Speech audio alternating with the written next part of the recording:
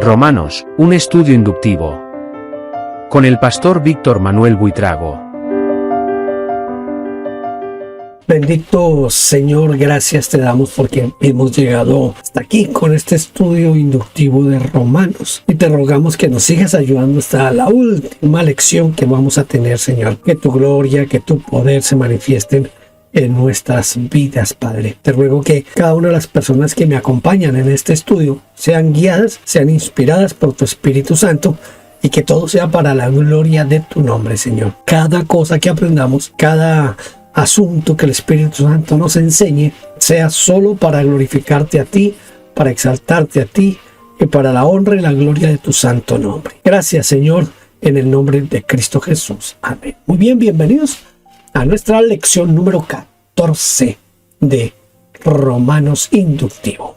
Hoy vamos a tocar el capítulo 7, versículo 1 al versículo 6. Romanos 7, del 1 al 6. Y para eso voy a iniciar leyendo el versículo 1. ¿Acaso ignoráis, hermanos? Pues hablo con los que conocen la ley, que la ley se enseñorea del hombre entre tanto que éste vive.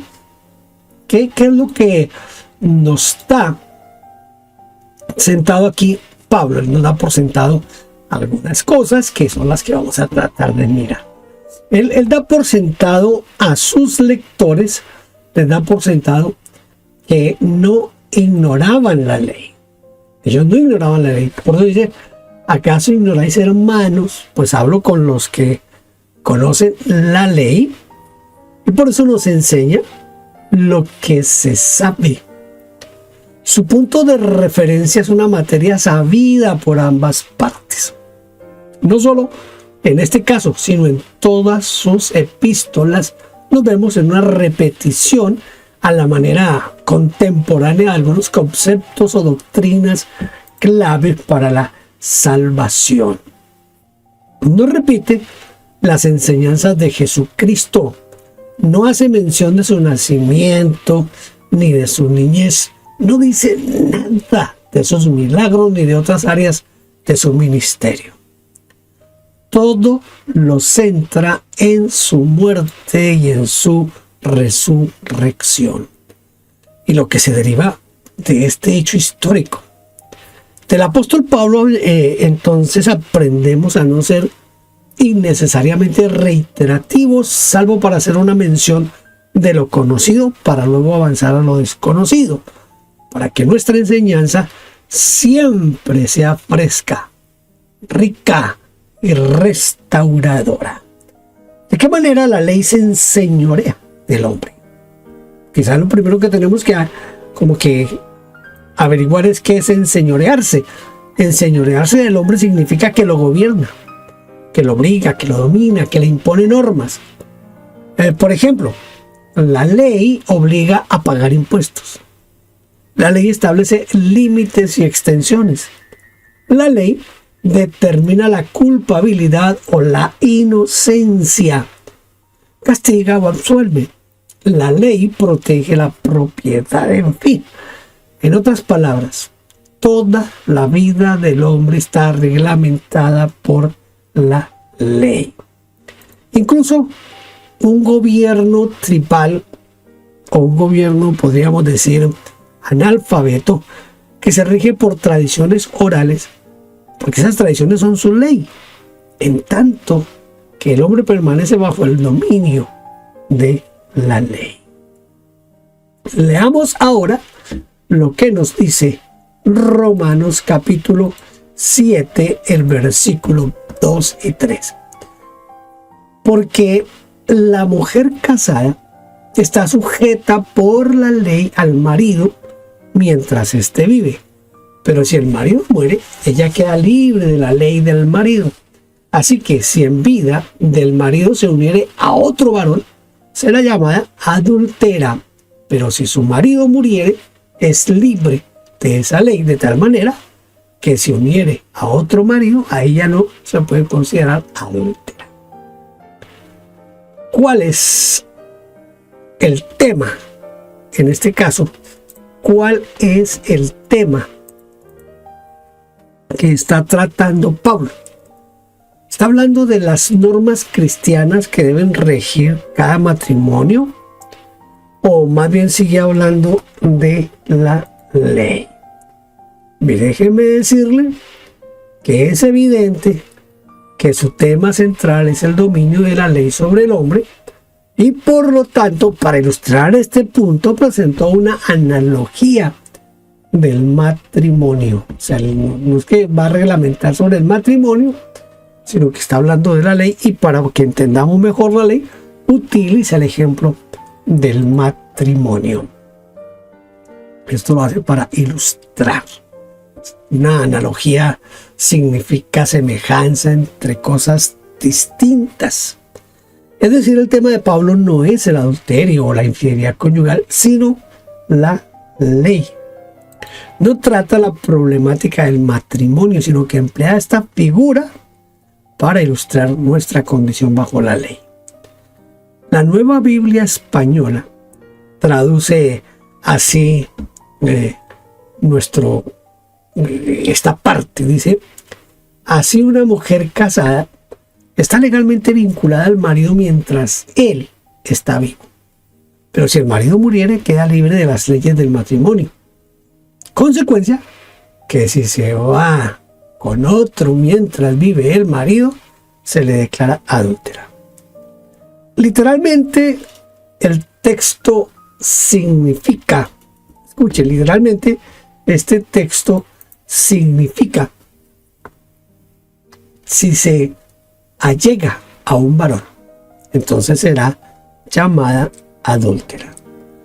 Y esta ley regía tanto entre el pueblo judío como en el Imperio Romano. Y lo que está diciendo es que la ley no puede traspasar el límite que impone la muerte, y que al muerto no se puede exigir nada. ¿Qué le podemos exigir a un muerto? No le puede exigir nada. Los muertos no pueden seguir gobernando a los vivos, menos mal. De esta manera, por medio de la muerte del marido, la mujer queda libre de su obligación con él y puede volver a casarse. Así, la ilegalidad se convierte en legalidad por medio de la muerte. Yo sé que yo no soy nadie para tratar de explicar al apóstol Pablo, pero él está hablando de la ley, pero toma la analogía de el matrimonio. ¿Por qué?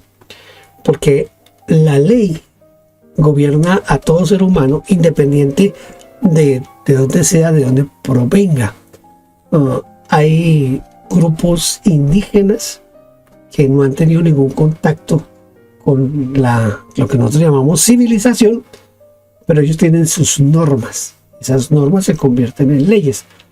Algunos aspectos de nuestra vida diaria, especialmente nuestros padres campesinos, nuestros abuelos campesinos, ellos practicaban algunas cosas no porque estuvieran escritas, sino porque eran costumbres dentro de la comunidad en la que ellos vivían. Todo eso es ley, todo eso impone normas, y el hombre no puede vivir sin normas, el hombre no puede vivir sin leyes. Pablo está tratando aquí la ley, pero está tratando no esas leyes naturales, esas leyes que se dan por la lógica, pudiéramos decir, por el sentido común, pero para eso usa la analogía del matrimonio.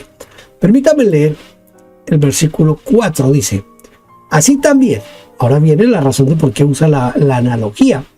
Así también vosotros, hermanos míos, habéis muerto a la ley mediante el cuerpo de Cristo, para que seáis de otro, del que resucitó a los muertos, a fin de que llevemos fruto para Dios. Aquí ya comenzamos a entender un poco más lo que Pablo nos está tratando de transmitir con la analogía del matrimonio. ¿Qué quiso decir con habéis muerto a la ley mediante el cuerpo de Cristo? Quiso decir que la muerte de Cristo Jesús, esto es bien importante, especialmente con esos grupos que se están levantando dentro de la iglesia, que son los judaizantes modernos. Lo que quiso decir es que la muerte de Cristo en la cruz no fue una muerte solitaria, sino que nos incluyó a todos los que hemos creído en Él. Al estar en Cristo, cuando Él murió, nosotros hemos muerto juntamente con Él, y cuando resucitó, hemos resucitado juntamente con Él. Habéis muerto a la ley mediante el cuerpo de Cristo para que seáis de otro, del que resucitó de los muertos. Entonces, esta es una parte bien importante que la comprendamos. Podemos notar que Pablo no siguió con la analogía del matrimonio, sino que la usó como un peldaño para mostrar la muerte sustitutiva de Cristo Jesús. A nuestro favor, que produce un cambio de estado legal. Ese cambio es que ya no estamos bajo el dominio de la ley, ni le pertenecemos a la ley. Por el contrario, ahora somos de otro, del que resucitó de los muertos.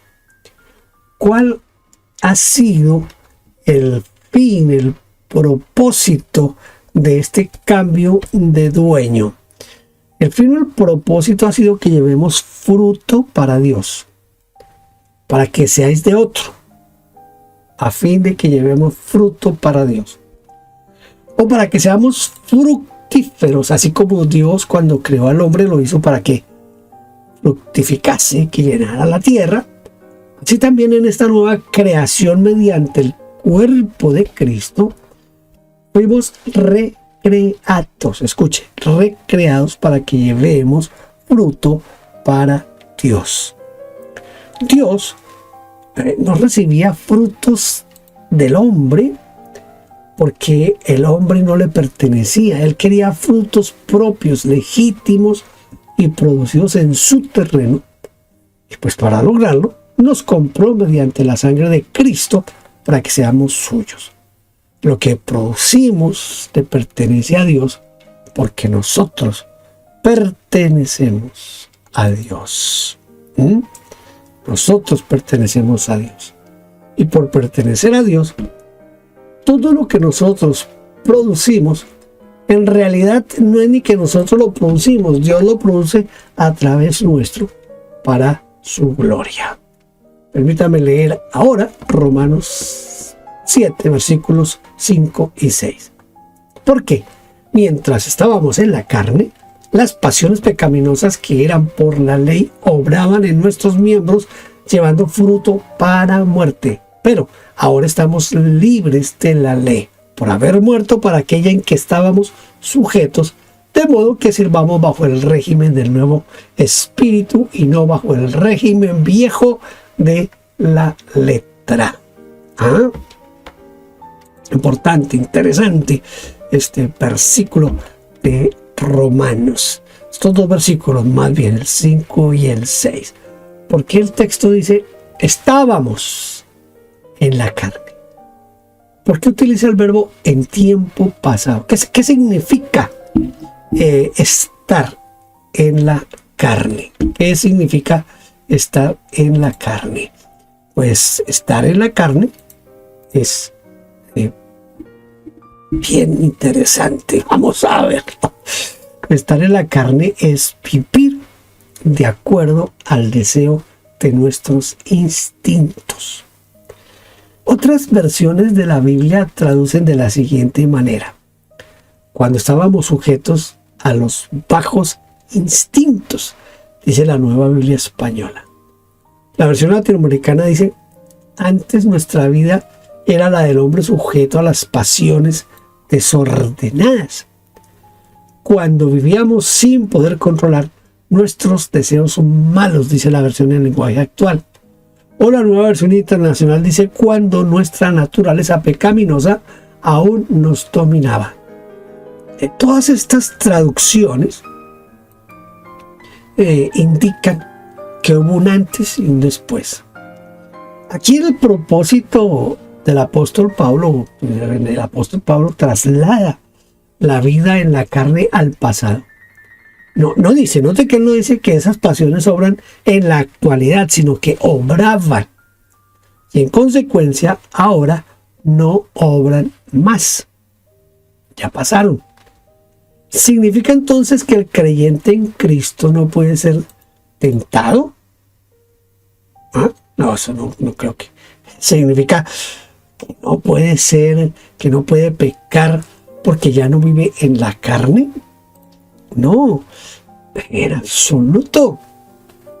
Porque las demás escrituras, la historia y nuestra propia experiencia nos muestran la debilidad de nuestra propia naturaleza.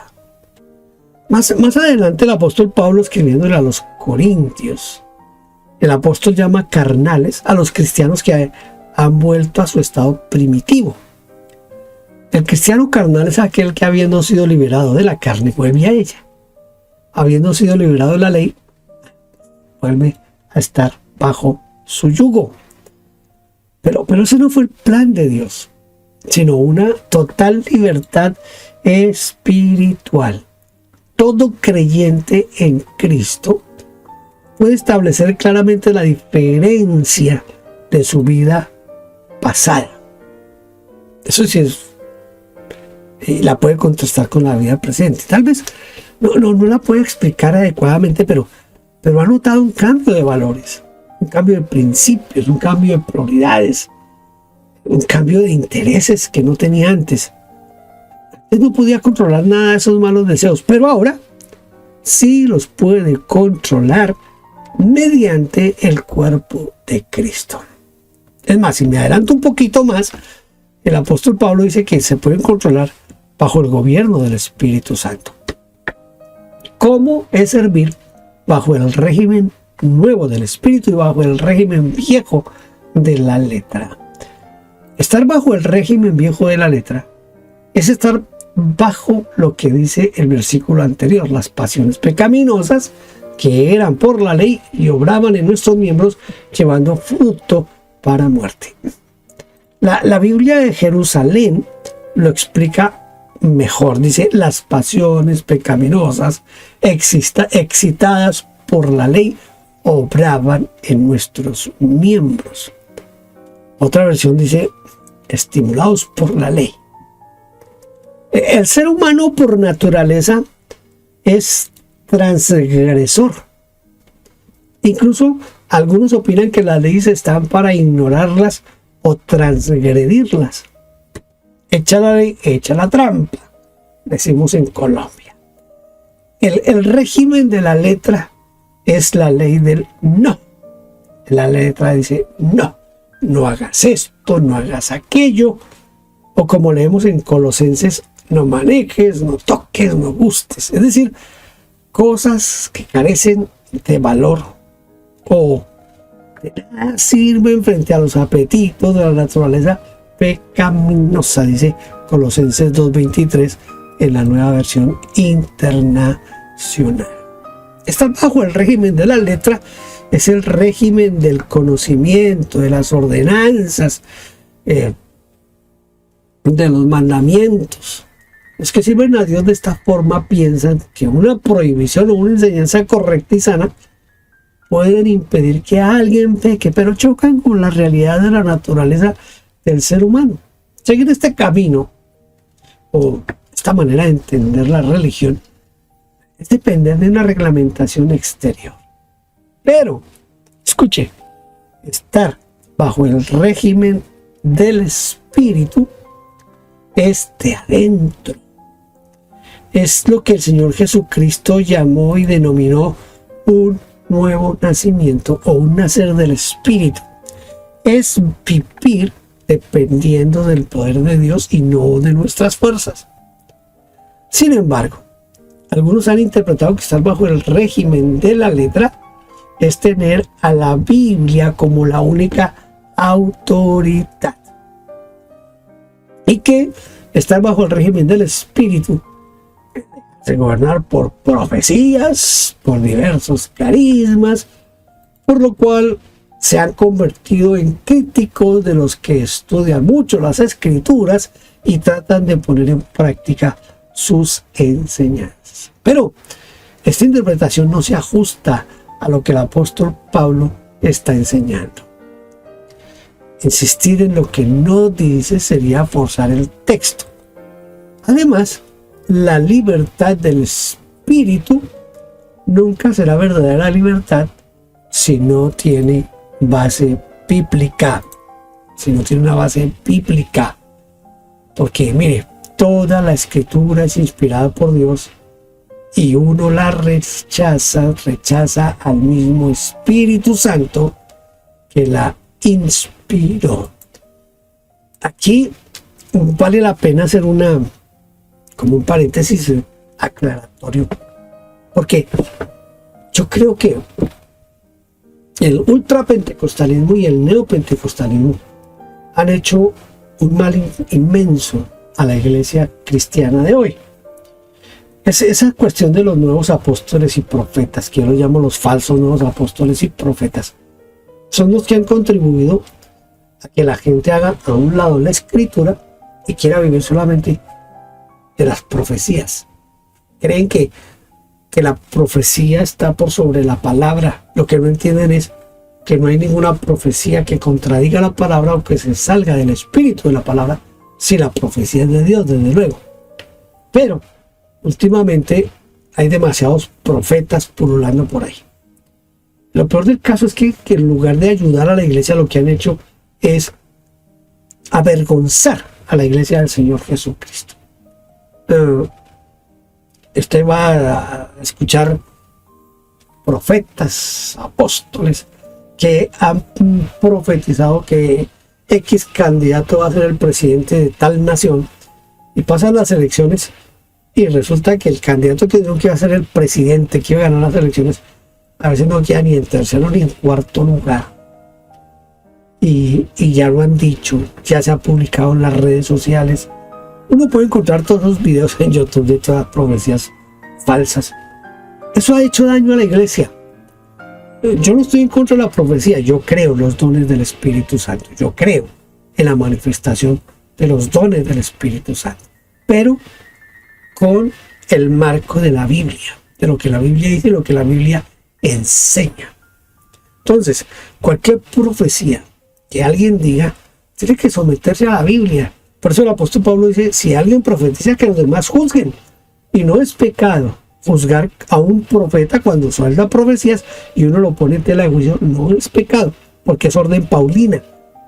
Usted profetiza, que los demás juzguen. Usted no debe molestar si le están juzgando su profecía. Si usted está profetizando realmente de parte de Dios, no tiene por qué preocuparse, porque Dios no va a dejar caer ni una sola de sus palabras. Vamos a tratar de memorizar un texto de la palabra de Dios. Romanos 7:4.